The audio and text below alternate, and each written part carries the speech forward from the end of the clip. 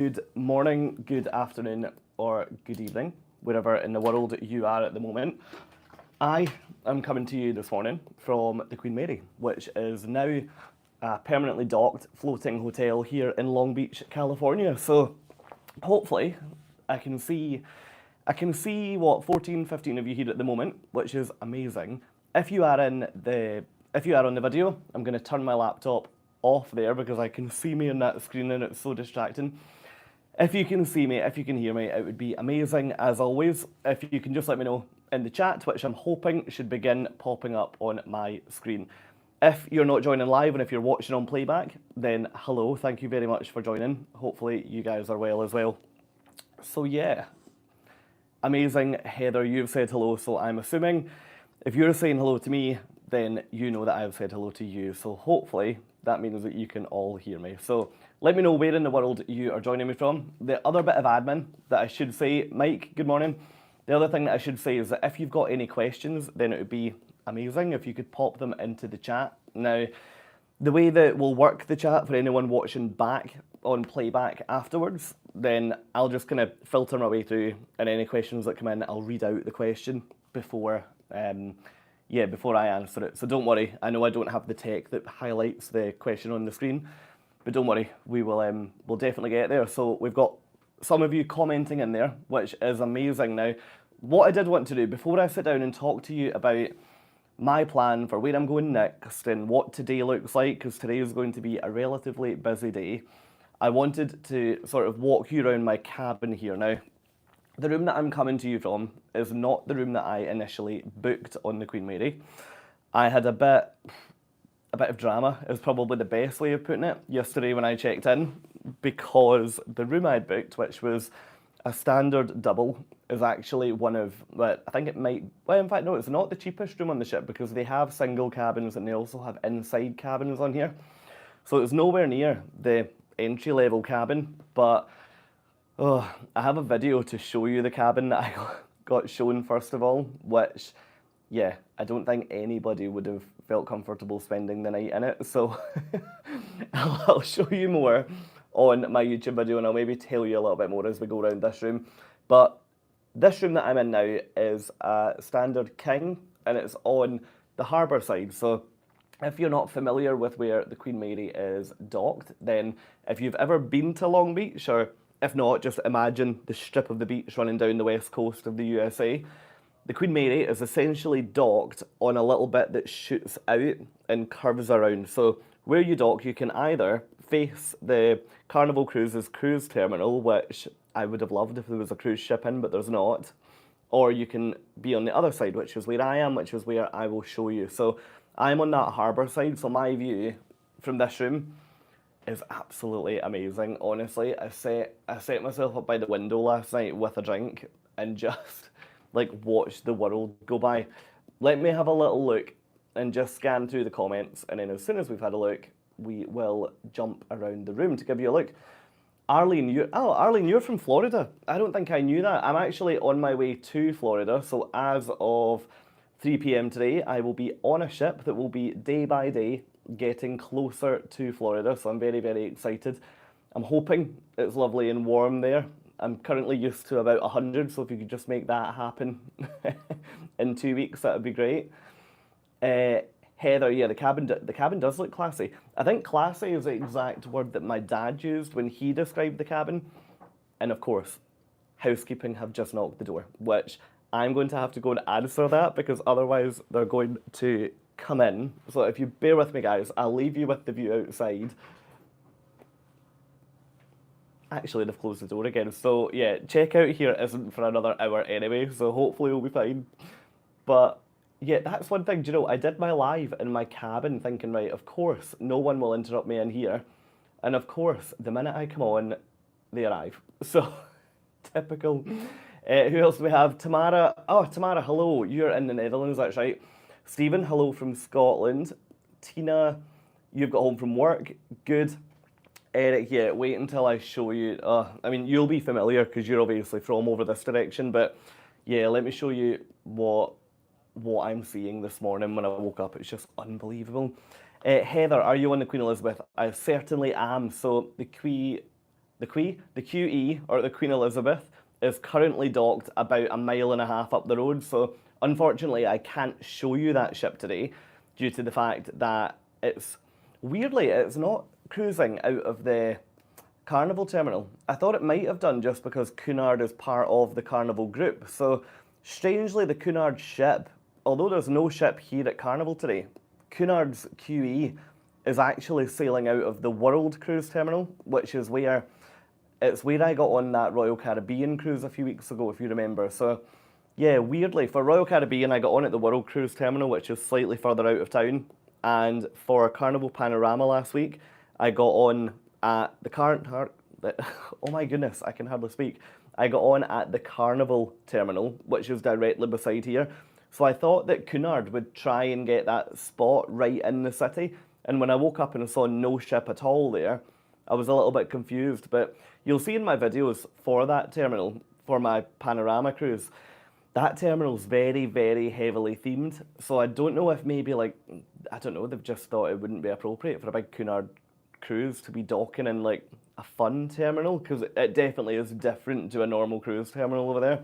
So yeah, really unusual. Anyway, let me show you the room. I can see we've got 30 of you guys on the live, which is absolutely amazing. If you are here and you're watching, jump down below, fire me a thumbs up. That would be absolutely amazing. But look, let me pick the camera up, let me flip you around in a little second, and I will walk you around this room. Now, what I should have said earlier was that the thing that has been most, unsettling about this morning has been the fact that I've had to make up the room as if it's a fresh guest coming in. So when the housekeeping staff do come in here today, they're going to be so confused because the bed doesn't really look like it's been slept in. Because I thought, yeah, what you guys don't need is a room tour in a room that obviously has had someone sleeping here. So yeah, anyway, let me flip the camera. So what you are looking at now is the door to get into the cabin. So you enter here. So let me go here and just spin round. Now, even the light switches in here are so old. So you just push the button to turn the lights on and off. I actually love little bits like that. Now, anyway, when you come in, if I pan the camera around, first up, you've got the bed area. Now, to be honest, it's not too dissimilar to a cruise ship cabin. The fact you've got the bed over here, the sitting area over here, and then the bathroom behind me. So it's a lot smaller than a typical hotel room. So if you've never cruised before, this room actually is huge for a cruise ship. But historically, this would have been a first class accommodation on the ship. And this cabin is just along the corridor from where guest services is. So pretty decent location on the M deck, I believe. So yeah, it's good. The wood in here is really, really nice. They've got like all the cushions are all branded the Queen Mary, which are cool. And to be honest, for a floating hotel, there's actually too much storage in here. So you've got storage up here, storage up here, storage down here. I've just seen Arlene's comment about Titanic. Do you know, I don't disagree. And when I went upstairs, there's a full-scale model of the Titanic, and I thought, oh no. But yeah, speaking of upstairs, we'll come back to that because I've got a creepy story to tell you from last night. Now, over here, you've got the seating area. So I have moved this around just because I need to be able to speak to you guys on a table and I need to have light and stuff. So yeah, that table before was over by the window with the chairs on either side facing in here. So what I've done does make it look a little bit smaller, I guess, but cool things that are in here. So on the right, you've got just kind of normal storage. So that's not the cool bit, don't worry. But over here, right, this mirror, underneath the mirror is actually a heater that would have been in use while the ship was sailing. Now, that's not operable at the moment, but you can imagine sitting here on a really, really cold night crossing the Atlantic and just going down and flicking your heat on.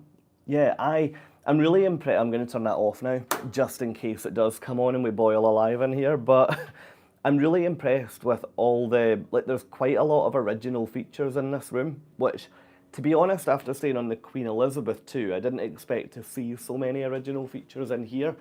I guess this is just kind of showing me all the differences in the two projects between the Queen Mary and the QE2. Now, let's talk about the view, because, honestly, I can see it's kind of light on your screen, but wait until I get over there. Now, in Long Beach, it's very rare to be staying in a hotel that looks at the skyline because usually all the fancy hotels are over there on the mainland looking at the Queen Mary. So in fact, I should mention, so the portholes in all the cabins do open. They take a good bit of work to get them open, but yeah, you just pull them open, and then I actually slept with this open last night. It's so nice because there's no light over here, and you're just looking out over the whole city. Now, if I poke my head out here, okay, you guys are now hanging out the side of the ship, so if my dad's watching this, I tell he'll already be putting his head in his hands saying, don't you dare drop that phone. But yeah, you're now well and truly out of the porthole. So over there, you've got downtown Long Beach. Now, where the screen finishes on the left right now, I just can't catch it. There's the bridge that connects the mainland over to the Queen Mary. And if I spin around to the right, you'll hopefully be able to see the end of the dock. Yes, so that dock there is part of the Carnival terminal. So if you dock here on a Carnival cruise, then you'll probably dock right there. So you can see just how close it is to the actual ship hotel here. Now, yeah, this view has been absolutely, it's been amazing to fall asleep to and amazing to wake up to. So yeah, that to me is probably one of the biggest assets to this room. I think I'll just leave that yeah, I'll just leave that wide open. Hopefully we won't be joined by a bird in here, but time will tell. Now, anyway, other things in the room. Now, you've got this up here, which is one of the original vents, which is still operational, so you've still got air coming through there now, which is really cool. And they're actually all the way through the room. Now, this here, I probably should have mentioned this. Now, this would be a door that would go into an adjoining cabin. Imagine that opened. A door that would go into an adjoining cabin back in the day, but now the rooms are all shut off from each other. So I think if you were to book as a family, you probably could open that, but obviously I do not require that at all. Now you then got your TV, which is no surprise that is not from the 1930s, but up here you've got a fan that is. So this fan is an original ship's fan, and they've also put this sign up to say it's non-operable, so I dread to think how many people have stayed in this cabin and gone to complain at guest services because the fan doesn't work, even on its fastest setting. But I love the fact, I mean, that is so old. Even just that, I know the whole ship's old, but just that one item is decades and decades and decades old. It's great to have so much history in here. Now, anyway, let's head into the bathroom. So here you've just got a little bit, apologies for my mess, but you've just got a little like desk working area, I guess, and then my luggage is quite happily under there. And then if we head into the bathroom, there's not too much to show you in here, to be honest. There is one really cool fact though. So you've basically just got a bath with a shower, with a toilet down there. Fine, it is what it is, let's not dwell on it. Ready for the cool fact. So, cool fact of the day is that when the Queen Mary was operational, guests could choose what type of bath water they wanted. So you could go for cold salt water, cold fresh water, hot fresh water, or hot salt water. Now, I haven't managed to get an answer as to where that water came from or how much the ship stored on board, but yeah, I actually really like the thought of being on a cruise ship and choosing to have a hot saltwater bath. That definitely seems like, yeah, a real luxury, to be honest. So, as I say, yeah, that's a quick tour around one of the old first class accommodations on the ship. I wonder if I can take you, I could probably take you out into the corridor as well, because I think it's important that you see the difference. So, this is obviously very, very, original. I'm really impressed at how well kept it is. And if I take you out into the corridor for a really quick look, but it might be busy out here. Oh, actually, it's okay. You can see that the theming continues out here, so it's very, very traditional the whole way along all of the corridors. Now, some people have asked if the Queen Mary has got a swimming pool, if there's a gym, what the facilities are like. Now, what I would say is that the facilities aren't great from that point of view, but then you're not coming here to stay at a spa hotel, you're coming here to experience the Queen Mary, you know. So I'm going to flip the camera and turn you back around and get set back up. Okay, there we are. And if I tilt you up, perfect. Hello. So yeah, as I was saying, you're not really coming here to stay in a spa. Well, you're not coming here to stay in a spa hotel because there isn't one anymore. What they have a swimming pool, but it's got no water in it. So the swimming pool that I will show you on YouTube in a few weeks' time is the old first class swimming pool. Now that's down on deck 2, and it's all screened off, it's all shut. So as a hotel guest, I can't even get to the pool, but it is there as a restoration museum piece, which is quite cool. Now, the other swimming pool, there also was a swimming pool for second class guests on the Queen Mary, but unfortunately, when the ship was getting renovated, that swimming pool was actually removed, which, yeah, not ideal, because it would have been nice to go and look back at that, but I think that is now just guest cabins and it's kind of more hotel rooms. But the hotel overall, I am really impressed with. There's a few bits I'm not convinced on, but yeah, I am really impressed. They've got 347 rooms here, and every room that is bookable is an ex first class accommodation. So as I say, this one here would have been occupied by a first class passenger back in the day. Now, for a ship that was built, I think this was launched in 1939, I think, if I've got my dates right, mid to late 30s, I can't believe the condition it's in. If you followed when I was in Dubai, I was really, really, really underwhelmed with the QE2. But I think what the QE2, weirdly, I think what the QE2 lacked, the QM seems to do really well at. And what the QM lacks, the QE2 seems to do really well at. So one of the questions that I asked them, so I did a tour yesterday where they take you around all the kind of public areas and all the finished areas. And the question I asked is, look, across the two projects from the QE2 and the QM, is there like a best practice sharing, or is there like some kind of link between you two? Because it's just so it's so interesting to see what works and what doesn't work at each one. And he said no, which I was really surprised at. I thought that whoever is working on the restoration of this should really be in contact with whoever's on the restoration of the QE2. It kind of blows my mind a little bit that that communication link isn't in place, but hey, like one more thing I will tell you, the weird one, and then we'll move on to questions. So if anyone's got any questions about the Queen Mary, if anyone's got any questions about me, if anyone's got any questions about my travels, about my cruises, about cruises in general, then fire it in the chat and we'll absolutely be able to get to it. But really weird story, and I'm not going to take you along there today. I'll show you on YouTube. There's a part of this ship that I cannot walk into without getting goosebumps. Now, I don't know what it is, because it's not a cold part of the ship. It's an interior stairwell, which basically wraps up in a square. It's not a grand staircase at all. I'd imagine it's probably where like the second class passengers would have travelled up and down in years gone by. And I kid you not, every single time I walk into that staircase, my entire arms and both of my legs get covered in goosebumps. Like, it is the weirdest thing that I've ever experienced.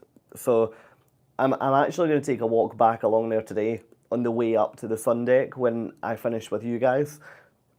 Yeah, there's something so uneasy about it. Now, they actually do a ghost tour in here every day, because what I didn't realise is that the Queen Mary is actually considered to be America's most haunted hotel, and actually one of the most haunted places in America. Now, what I can say is that last night I slept very, very well. I didn't hear any screams, didn't hear any footsteps, didn't wake up and see someone at the foot at the foot of the bed. So from a ghost point of view, I had nothing. Well, I think I probably had stuff to worry about given it's past, but I didn't have anything to worry about last night. But yeah, I can see a comment from Arlene there, so you could consider it being a ghost ship. Do you know, I don't know if I believe in ghosts or not. Like, I've had no exposure to it at all, but all I know is that one part of the ship, when I walk in, something doesn't feel right, which I know how that's going to sound, because me as the complete ghost skeptic before today, I would listen to that and be like, yeah, right, it's all in your head, but genuinely, it's the weirdest thing. I even tried last night to walk in and for it not to happen, but every single time I would walk in, I would just get covered in goosebumps again. It was so strange. So let's see if it continues today, but I'm not going to... Maybe I should take you guys with me, and that would definitely go viral, actually, if we walked in and saw a ghost live on the Queen Mary. But hey, look, let me jump into comments and see where we're at. So, right, where are we at? So Lee's asking, is there a resort fee for the Queen Mary there and how much is it? So actually, I don't believe there is a resort fee for the Queen Mary. So one of the things I quite liked about staying here, do you know what? I'll be able to tell you straight away. So I don't think there is a resort fee. One of the things that I'll keep talking while I try and sign in. One of the things that I liked about staying here was that my price included all of the fees. Now, the hotel that I stayed at last week, which was the Hyatt Regency in Long Beach, when I arrived, they said, okay, welcome, hope you have a great stay. Just pop your card in because we need to charge you tax and a few other things. And it was, at that point, it was like, right, okay, well, hang on a minute. What's a few other things? Because like all the fees should already be paid. And at that point, it was something stupid, like a $35 resort fee, plus tax, plus city tax. Ah, okay. So do you know what? What I've just done for you there, I've jumped onto my booking.com down in the corner here, and the price that I paid just said including all taxes and fees, right? But when you go into booking, it actually breaks down the room. So for one night here, I've paid all in US, so I've paid $134.10. They then put 12.07% tax onto that, which brings you, it adds another $16.19 on, and they then add a 3% city tax onto that. So how annoying that the 12% tax is then added to again by a 3% city tax. It's unbelievable. So that puts another $4.02 on. And then actually, there is a resort fee here. So the resort fee here is $18.95 per night. What I'm very intrigued by is what you actually get for that resort fee, because all the other facilities, like, surely a resort fee doesn't include a gift shop, which you have to then go in and buy things in. But fine, there's a gym. There's a small gym with 5 or 6 bits of equipment. But other than that, everything else you actually then pay for. So there's like, yeah, there's a bar, yeah, there's shops, there's restaurants, but I always thought a resort fee was like something like a swimming pool, like swimming pool tax, if that makes sense. So yeah, I thought that the hotel I was at before charged quite an expensive resort fee because in their defence, they had a really beautiful pool overlooking the marina. But yeah, so this is $18.95 resort fee. I'm actually very surprised that I managed to get that so quickly. So yes, Lee, there is a resort fee here. Eric, just Carnival cruise out of Long Beach, Princess and other go out of the World cruise. Yeah, that's so interesting. Do you know why that is, Eric? Because it's so surprising because the view here is remarkable and it's actually easier for passengers to get to this terminal. So very, very, very interesting. Arlene, you're not going to like the humidity in Florida. Right.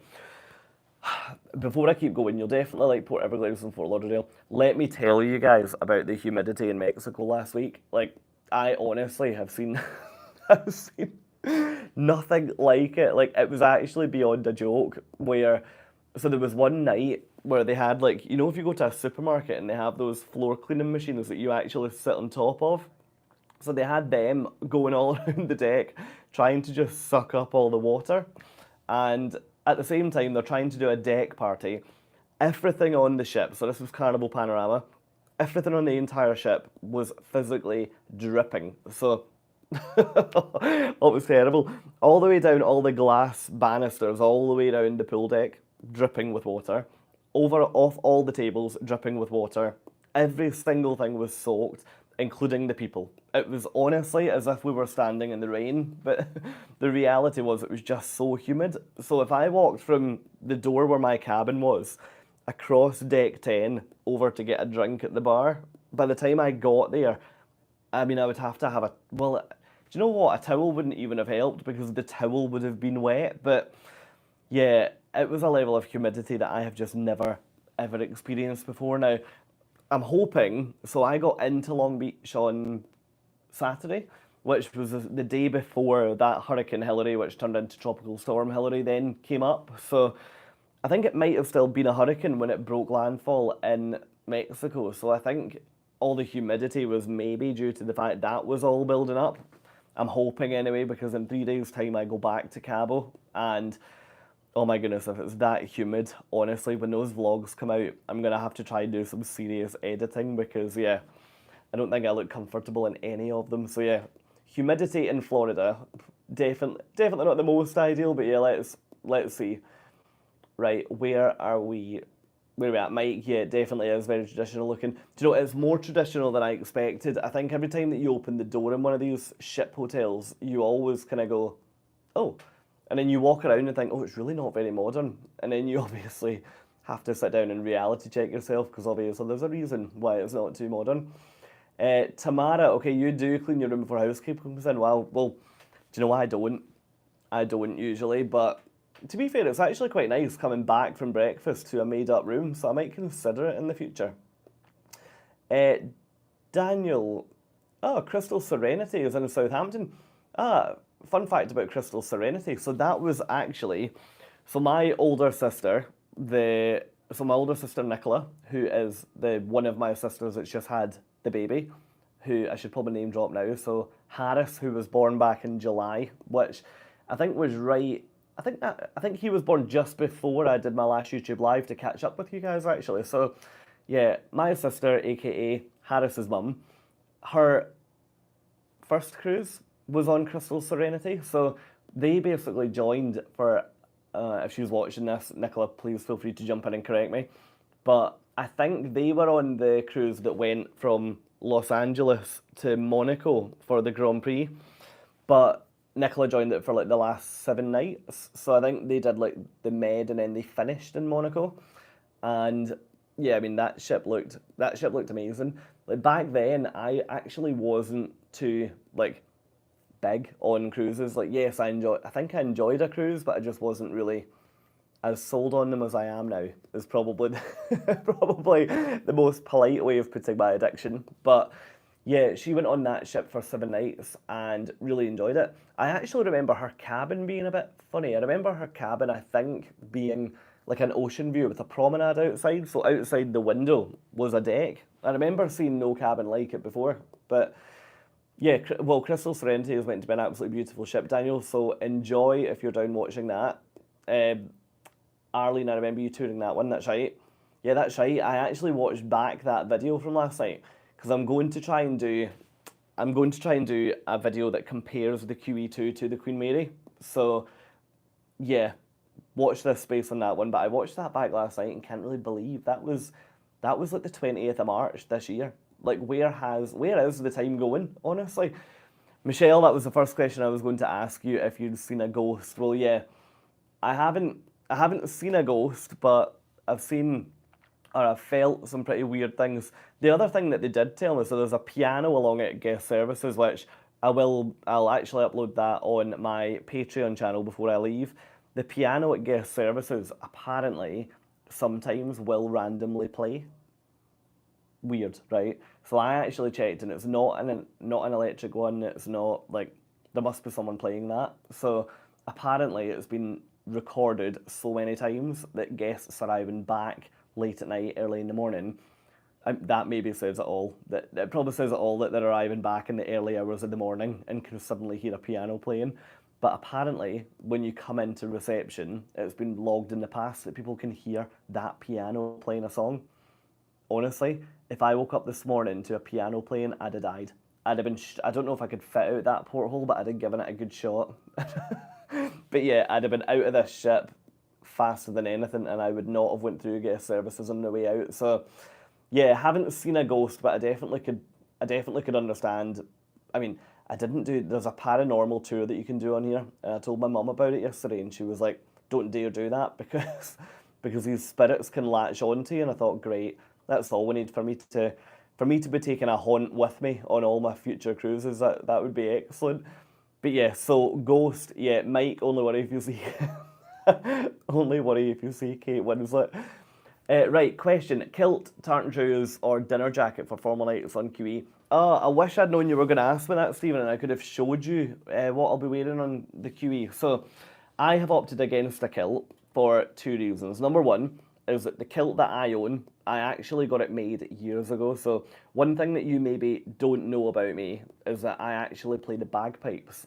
Of course I do. What a stereotypical Scottish way to behave. So, I actually play the bagpipes, and when I was growing up, I was in a pipe band that we all got measured for kilts. So the kilt that I had was probably made for me when I was what, like 20 maybe? So unfortunately, especially after the last 6 months, I've grown a little, which means that I definitely wouldn't fit into that kilt anymore. So I was kind of faced with the choice of, do I buy a kilt or do I buy a dinner jacket? Like, what do I do? So I've actually ended up buying a dinner jacket, and yeah, I think that's as exciting as it gets. Now, one thing I did realise yesterday, and I haven't been able to remedy it yet, so in fact, if any of you have cruised with Cunard and you know the answer to this, let me know. I don't think my bow tie is with me. So at the moment, I've got a dinner jacket combo with, I've got like a tartan bow tie and also a tartan tie that I could wear, but my actual bow tie, so my black one that goes with my dinner jacket, unfortunately, isn't here with me. So very, very annoyingly, I don't have a bow tie that matches my DJ, which is really, really frustrating. So I'm hoping that when I get on the ship, I can either speak to someone at guest services and beg, borrow, and steal one from Lost Property, or there'll be a gift shop on board the Queen Elizabeth that I can just go and buy a bow tie. I'm thinking that because it's a requirement on Cunard to be formal for a number of nights, I think we've got 4 formal nights on this cruise, then I'm hoping that there'll be somewhere that I can get a bow tie, because I'm thinking I can't be the first person that's gone on a Cunard ship and either like not realised there's formal nights on there or just have forgotten something. So I'm really hoping that they can help me on that. Lee, thanks, Fraser, no problem.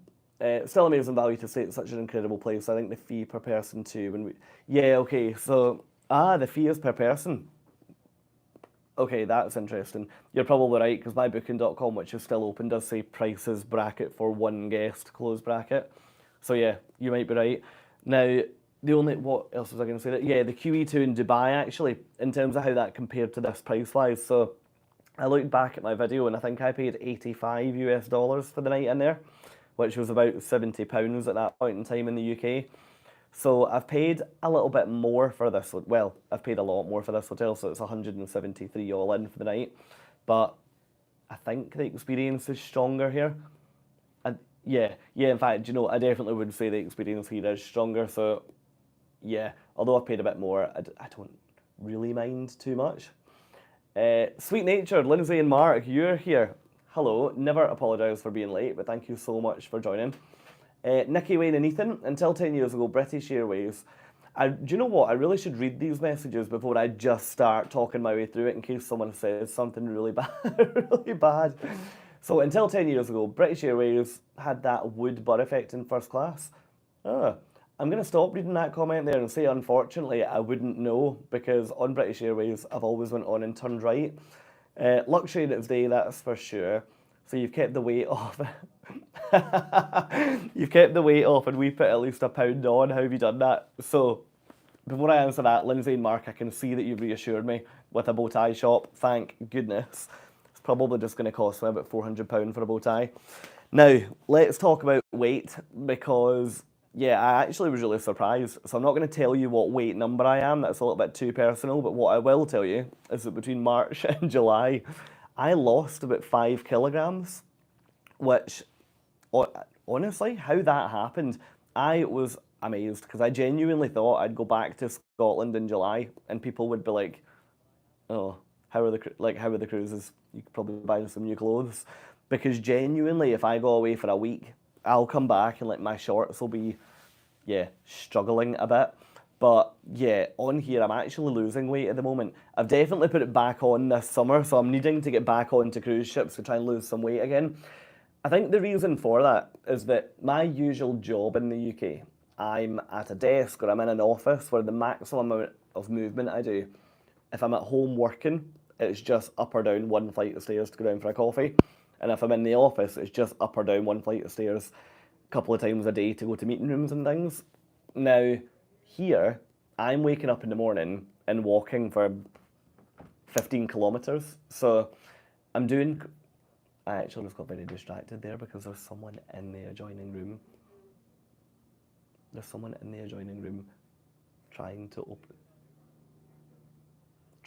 the door into this room. And I can hear them saying, go and tell them there's something wrong, the door won't open. So, we're either about to be interrupted by a guest that's just checking in, the housekeeper that tried to come in that door but walked back out and is now trying a new route of entry, or it's a ghost. So one of those three options. Let us wait and see what happens. I'm hoping that I can just be left to it. I can't believe the number of the number of interruptions we're getting just on one YouTube live, which should be in my well, let's not use the word dead, my quiet cabin. So yeah, hopefully we're not about to be joined by a ghoul in here. Now, what were we talking about? Yes, sorry, we were talking about weight. So yeah, I've actually lost weight on these cruises, and I think it's due to the fact that when we're in port, I generally don't go on excursions, so I tend to just throw my running shoes on and go for a big walk and see what I can see. Now, what that means is that I'll do 10, 15 kilometres quite easily on a port day, so I do get back to the ship absolutely knackered. And I'm also making a real conscious effort this year to use the gyms on ships for more than just taking a photograph. So honestly, guys, in the past, I've been so bad for going in the gym to take a picture of the gym or a quick video pan round and then leaving and never setting foot back in the place. But I started on World Europa, and I think I actually got into a really good routine with it. So yeah, I'm quite looking forward to getting on to the Queen Elizabeth to get into the gym. I never thought I'd see a day where Fraser, would be looking forward to getting into the into the gym. But yeah, I think that's how I'm kind of losing weight at the moment. Now, would I advise for you guys to start using the gym on your cruise and like not worry about putting weight on? No. If you're only on for a week or two, then absolutely not. I know that after this year, when I go back to normal volumes of cruising again, I probably won't be in the gym because, to be honest, I'll be on holiday. And that will be a week or a 2 week window where I will just eat and drink. And yeah, sometimes, do you know what makes me laugh? Sometimes I genuinely don't have time to go to the gym on these cruises. So yeah, I think that's how it's happening at the moment. So, Daniel, fun fact, QM2 has the original foghorn from Queen... Oh, is that right? Well, the foghorn here actually blasts 4 or 5 times a day, so hopefully in my YouTube video I'll be able to let you hear the foghorn on board this ship. I'm just going to have to make sure I don't drop my phone in the water when it goes, because it is loud. McKenna, a Scotsman who plays the bagpipes, go figure. Yep, you are right. There's many more stereotypes that fall into my character that I won't tell you guys about today. We can save that for another video. And Arlene, do you know what? I could make that request to see me in a kill a reality. I might actually upload a picture of me playing the bagpipes. There is also a video of me playing the bagpipes on YouTube somewhere, but in fact, I shouldn't tell you that because it honestly won't take you long to find it. So yeah, I'm going to put you off the scent now. Nicky Wayne and Ethan, do an Alex Higgins and say you can't wear ties for medical. Imagine. I think, to be honest, Cunard would see right through that and they'd have a bow tie on me and $30 billed from my account straight away. Lindsay and Mark, $30. Okay, guys, housekeeping are back. What I'm going to have to do is I'm going to have to pause the video to avoid constant interruptions. Let me leave you with a view, and I'll be right back in 1 second. If I just flip the camera around here, and I'm just going to mute my microphone.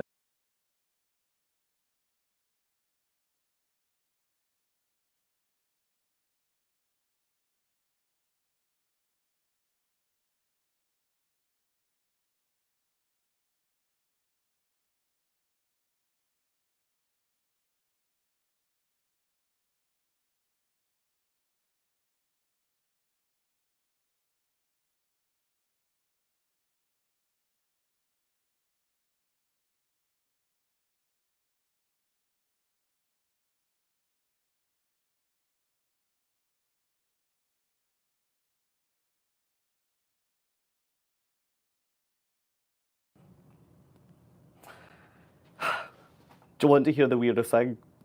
There was nobody there, but my door 100% just opened. Do you know, it's also getting to the point where I'm verging on now going to complain about it because it's currently 10:40 here. Checkout is 11. And actually, I've requested and covered a late checkout, so I've got this room until 12. So to be interrupted now 2 verging on 3 times is actually, for a normal hotel, really, really unacceptable. So yeah, there might have to be a conversation taking place at guest services, but I can see Tamara, will he get back or will the ghost have him? Do you know what I was more worried about there was I put my phone on the window ledge by the open porthole, and it wasn't until I got in the corridor that I thought, oh my goodness, if my YouTube Live captures my phone flying out the side of the Queen Mary and into the water, that would be horrendous. It would be even worse if it didn't break my phone and it also captured me swimming out to retrieve it. So thank goodness we're back. Now, let's see how long it takes for someone to try and come in again. Now, where are we at? So Lindsay and Mark, you can buy them for $30. That is amazing. Sharon. Oh, Sharon, hope you and wee Harris are well. Sharon and oh, you're in Greenock, Sharon. Ah, that is so close to home. So I'm from the other side of Glasgow. But yeah, I'm probably from like a 40-minute drive from you, but I've got family in Bishopton, which is kind of more out your way. That is a small world. So let them in. You're jinxing it. Yeah, well, do you know what? These people, they're not getting in. They're not getting in because I don't know what on earth they're going to look like. So, Heather, on a long cruise, do you ever have a no-drink stay? Good question. Yes. Actually, on my Carnival cruise, this might amaze you. On my Carnival cruise, I actually had 5 no-drink stays. I'm really trying to not drink on the ships because my logic with it, right, is that at home, I wouldn't sit and drink like every single night of the week. And on these ships, it's so easy to just go to the bar to order another beer, another cocktail, another glass of wine with dinner. And what I'm finding is that I enjoy it much more that if I've met people on board, I'm going out for the night, I can then have a glass of wine with dinner, and I don't wake up the following morning like feeling a bit rough and it kind of losing half my day on holiday. Now, what I did do on Navigator of the Seas 2 ships ago was I actually took that as like a 4-day cruise where I thought, oh, do you know what? I'm just going to buy the drinks package. I'm going to have this as like, to be honest, a total binge cruise where there's not a limit on drinks, there's not a limit on food. You just get on and off the ship as and when you please. And I really, really loved that. But it did show me every single day and every single morning that that type of cruising, that would be so unsustainable for this year. So yeah, I definitely have no drink stays. I also saw a comment come up there about no dessert days. Everything in moderation is what I would say. I haven't, do you know what? This is bad. I don't actually think I've had a no dessert day since March. Like even even yesterday, I'm in LA and I went to get what is now very quickly becoming my daily Cold Stone. Now, if you've never had a Cold Stone before, guys, get a flight to the US booked because basically they take the ice cream out of the freezer, they put it in a big ball, throw it on the counter, and then like, oh my goodness, they merge like chocolate brownies and like full-size cakes and all this in with your ice cream and then serve it to you in a cone. So yeah, that is getting dangerously frequent. So I do worry that this batch of my cruises probably isn't going to result in the same amount of weight loss. But yeah, dessert-free days, not so much, but definitely alcohol-free days. I'm finding now, to be honest, it's quite rare. It's quite rare that I'll have a drink on a ship. So Carnival last week, the only time that I did drink alcohol, for example, was I had a couple of glasses of wine across 2 nights from a bottle that I had taken on with me because you're allowed to do that on a Carnival Corp cruise. So yeah, I think that's definitely how I'm feeling, a bit healthier as well, to be honest. So yeah. Oh my goodness, my dad's here. Hello, G Porteous. What a very, very generic sign in. Hello. Harris says, hi, Uncle Fraser. So yeah. Oh, that must mean. So actually, if I've got my days right, so you guys who were asking about Harris, so Harris, if you haven't followed, is my new nephew who's now, what, about 7 weeks old. So I think today is his first full day up at my parents' house to try and get used to being somewhere else other than his house. So how exciting if Harris is actually, I don't know if he'll be awake, but if Harris is actually watching Uncle Fraser right now on the other side of the world, that seems strange. Anyway, hello guys, thank you to my mum and dad for joining. McKenna, I find that I get bothered every stay, any place, asking if I'm leaving soon is booked until I leave. Do you know, yes, that's exactly what I'm finding here. I'll be very surprised if we get through the next 10 minutes or so without someone else trying to come in. Yeah, let's see. Leslie, if you stop eating desserts, you can't give us full report back on the food so you can get it's work related. Yes, do you know what? That's exactly what do you know what? I can see a comment from my dad in the background that's just said Harris has fallen asleep. I'm gonna take that as he was trying so hard to stay awake because he's really engaged with the conversation. But unfortunately on this occasion, he's fallen asleep. But yeah, look, Leslie, I like your thinking. If I stop eating desserts, I can't tell you what they're like. So if anyone asks, that's exactly why I'm going to have another dessert. And do you know what, Leslie? That's exactly why on one day last week I had 5 soft serve ice creams on Carnival Panorama, because it would be bad if you guys asked how the vanilla was and I didn't know, or how the chocolate was and I didn't know, or how the mixed flavour was and I didn't know, or the same for the 3 flavours of frozen yogurt. So yeah, believe me guys, if you want to know how a dessert tastes anywhere on a cruise ship, just ping me a message and I will definitely be able to tell you where to go and how much to eat. Right, where are we at? So Mr. Claypole. After this, I'm going to cover a couple of questions from people that have sent them in across, mostly on Patreon actually. So Mr. Claypole, newbie question from someone Skin. If pre-purchasing drinks and internet packages and staying out at the spa and specialty restaurants, will I be stung for onboard charges other than gratuities? Do you know what? Very good question, because the cruise industry does have it's got quite a reputation for upselling and upcharging. And what I would say is it depends on the cruise line really how much you have to pay. So I think on Cunard for the next couple of weeks, so I'm going to be on Cunard now for 15 nights I think it is. I don't think I'm going to be spending a huge amount other than a couple of speciality restaurants and maybe a couple of bars that I'd quite like to try. But I think my gratuities are already included, so I'm not expecting to get stung for that. Now, if I talk to you about my cruise last week, for example, now I could have gone the entire cruise last week and only paid gratuities, which was like $17 per day. So I could have gone the entire time with just spending that, but the kind of things I paid extra for last week was just like soft drinks or milkshakes or that kind of thing. But what I would say is that, to be honest, if you're looking at trying a cruise, and did you say that you were going to pre-purchase all your things? Let me just check. So if you're pre-purchasing drinks and internet packages and you're not going to the spa or speciality, other than gratuities, you shouldn't be charged for anything else. The only thing I would say is just be mindful of things like where you're cruising from, because if you're cruising from Long Beach, for example, then you need to factor in like $25 a day to park the car, which if you're on a ship for 7 nights, that definitely builds up, and very quickly your parking can be $100 or $200 or $300 depending on how long you're on the ship for. But no, I think if you're prepaying for all that, you should be absolutely fine. Only word of warning I would give is be prepared to pay for some of that. So, like Cunard this week, like I'm not taking the drinks package because they want the Wi-Fi package because they want like $348 for the cruise, which for Wi-Fi for me is just completely, to be honest, it's just not an option. It's just far too high. So I'm afraid that I might go out of contact with a lot of you guys for the next week or so, and like in between ports and stuff.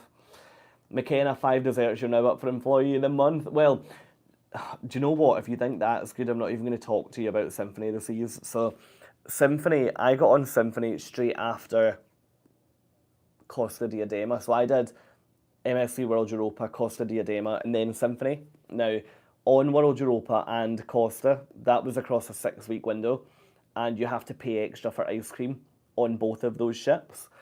Now, I got on Symphony and found the soft serve machine by the pool on day 2, and honestly, I can't even talk to you about the amount of ice cream I was eating. I think I was in one of those, like, do you know those mindsets where you think, well, I've not been able to have this free for so long, so I'm just going to keep going. It's like when you get back a holiday and find a bag of crisps in the cupboard. you just keep eating because you're not paying for you're not paying for them. So yes, if you think 5 in a day is good, wait until you see my vlogs from other ships because some of them are going to be quite frightening. Mr. Claypool, I'm on QM. Oh, QM2 in a couple of weeks and panicking with the cost of NYC. Yeah, do you know I've got the same problem at the moment because without giving too much away about the final leg of my trip, I'm going to be spending about 4 nights in New York and it's right before Christmas, which, yeah, is not going to be ideal. I do think that, yeah, I do think that New York is going to be ridiculously expensive. But what I would say with New York, just if you're not comfortable with the prices downtown, I've stayed north of Central Park before, and you have to be careful. Read the reviews, but there's some nice hotels that are a bit more boutique up there, rather than paying for like the Marriott in Times Square, which you'll pay hundreds for a night. Nikki, Wayne, and Ethan. I know some people frown at this, but we always ask reception to remove gratuities from our account, and we ourselves pick out. Do you know what? Yeah, so you can do that. So as long as you don't prepay your gratuities, you can ask guest services. Not with Costa though. You have to leave them on with Costa. It's part of the passenger contract. But with the other cruise lines, yeah, you can ask them to remove them.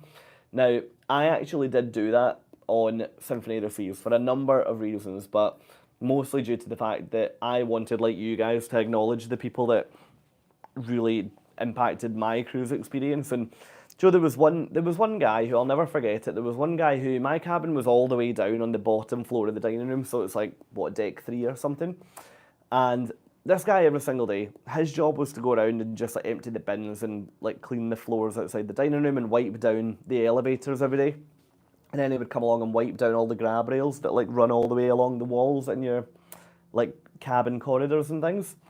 And do you know, from like day 2, I opened the door and he would say, "Oh, good morning, Mr. Fraser. How you doing?" And he would always chat to me. And at the end of the cruise, I gave him like $20 just to like thank him for being just such a good person. And he got really emotional because he's a member of staff who doesn't qualify for tips, and due to the job he does, he doesn't really get to talk to many members of the public. So he was just really overwhelmed at the thought of someone tipping him. And I love the fact that if you do remove the gratuities to then pay your way sort of thing, yeah, you can actually really change and really make some people's days with that approach. But the thing that I would say is that please don't take this as a everyone go on your cruise and remove the gratuities. Please don't. But there definitely is a benefit to doing it that way. Mike, as a solo cruiser, how do you keep your seat when you go up for seconds or 5 ice creams in the buffet? Yeah. So I can also see, yeah, Tamara's saying good question. So, this is it's a real pain point for me because you're right, as a solo, the minute you get up from the table, providing they then clear the bowl or whatever that you were eating from away, the table then looks free. So, like, it's then up for grabs. My advice is just to take something with you. Take something with you that you don't mind if it gets taken away for you to reclaim. So, for example, on World Europa, I talk to you guys right now with my phone on top of my like digital tripod. Now, I used to take that and leave that little tripod on my table when I would go up to the buffet. Now, you can imagine the fright I got on World Europa when I went back to the table and that tripod, which was worth a couple of £100, was no longer there. And no one knew where it had went, no one knew where it was, and I freaked out because I thought, oh my goodness, I now don't have it, I've lost that money, blah, blah, blah. Anyway, what I very quickly learned is just take something from your room. What I actually take now, I don't have it because I've diligently packed the room for you guys, but I usually just take like a hoodie and just throw it on, to be honest, I just throw it on the table and then people know not to go there. The other thing I now have is a drinks bottle from Royal Caribbean, and if that's sitting on the table, you will find that no one will remove it because it's like an item that you've obviously brought with you. So yeah, since I started doing that, I haven't ever lost a table at the buffet. So yeah, I think to be honest, that should be your approach. Just take something with you, throw it on the table, and you should be absolutely fine. Now, let me pause on the questions because a couple of comments come in on Patreon of things that people were wondering, and I did want to just plug now that since my last YouTube live, I've actually seen quite an increase in the number of Patreon members that are joining our community over there. So if you are one of them, then a massive thank you. It genuinely, and I hope this comes across really genuine. It means so much to me that some of you guys would look to reach out to support my channel in that way. So if you are interested, then I'll pop the link down below in the comments. Now, anyway, couple of questions. Now, the first one here is from Brenda. Now, Brenda, I actually met on MSC World Europa, and you may remember, I mean, that was back April time. On a live, I was talking about a solo traveller setup, and then I mentioned that there was an Australian mum and her daughter that had started coming to the solo traveller meetups to come and meet new people. So Brenda is actually one of the Australians, which is really cool. So anyway, Brenda wanted to know a bit of information about like putting my videos together. How long does it take? Does it take multiple takes? Or how much footage do I shoot? It takes a long time. It takes a very long time. So what I would say is that to put a vlog together, this is one of the reasons why at the moment I'm just sticking to 2 videos a week. So for me to create a vlog to kind of take you ashore and show you somewhere, obviously filming will take the whole visit, obviously. And during one vlog filming session, I usually will get through like 2 full phone batteries or 2 full camera batteries, just trying to, like, I now shoot in 4K, which basically to shoot in 4K quality, it drains battery life is what I've found after upgrading from HD. So batteries are a bit of a nightmare, but the actual editing time, so usually it will take me approximately 1 day to do one vlog. Now, when I say 1 day, what I really mean there is probably about 7 or 8 hours to put together a vlog, and get it all edited, get it all in sync with the music, proof watch it, and then upload it to YouTube and get it live. So it takes a good bit of time to actually get one of these videos up and ready. And in terms of one take or multiple takes, that is a good question. So things that I capture when I'm out and about. So during my vlogs, if I'm like walking down the street, I 9.5 times out of 10 will do that in one take. To be honest, because I feel a little bit awkward at times walking about with a camera, I try and keep that to an absolute minimum so that people don't look at me and say, oh, there's that guy with a camera again. So I'd like to think that if you were to meet me on a ship or whatever, you wouldn't know me because I'm walking about with a camera. Hopefully you wouldn't even notice. So all that stuff is one take. The bit that honestly can be a bit of a nightmare is, see if you're in the cabin recording something. So even something as stupid as like a video intro, where I'll be in the cabin saying, hi guys, today we're on board the Queen Mary. I'm going to show you around this cabin. Something as stupid as you'll get to the final sentence and say, so yeah, let me show you around this cabin on the Queen Mary too. And then you think, great, that's not even the right ship. Or when my friend Laura and I did Alaska, when I would do my intros in a cabin, I would always get the deck number, the deck number wrong. So things like that, that's what takes the time really. And yeah, how much footage do I take? So at the moment, I think since my travel started, I've got about 140 gig. Yeah, 140 or 150. In fact, no, it must be more than that. It must be double that.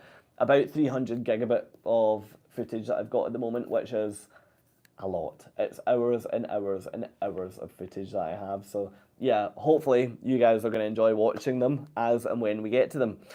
Now, 2 more things. Number 1 is my next video on YouTube, and secondly is another question that came in. So let's cover actually second first. Now, the other question was talking about this cruise that I'm doing today.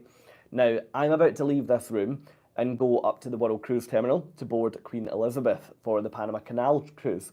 Now, there's been a bit in the media recently about some cruise ships and some cruise lines that have cancelled their Panama Canal routes. And in one case, on Rhapsody of the Seas, they've actually cancelled their entire season of Panama Canal cruising. Now, there's speculation about why that is. One is that the canal fees have got much higher now, so cruise lines are trying not to do that route. 2 is that the water levels aren't where they need to be, and therefore traffic has been limited to certain sizes and weights and things. And yeah, I don't know what the answer to that is, but all I do know is that Cunard haven't told us that there's a change. So we must be going through the canal, because if we're not going through the canal, then we would have to go all the way down around the bottom of South America, I think, unless we use the other locks.